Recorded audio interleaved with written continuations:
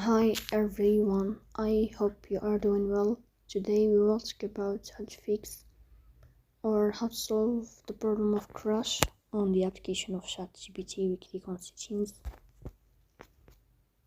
Here you click on apps, default apps, app settings.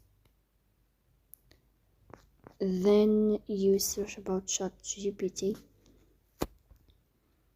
In this page of app info, you click on first stop and you click OK. Here you will enter to the window of storage. Then you click on clear cache. Here you will turn off your Wi-Fi and you will turn on your Wi-Fi again to fix that problem. So that's all. Don't forget to support us by like and subscribe. See you next time and thank you for your watching and your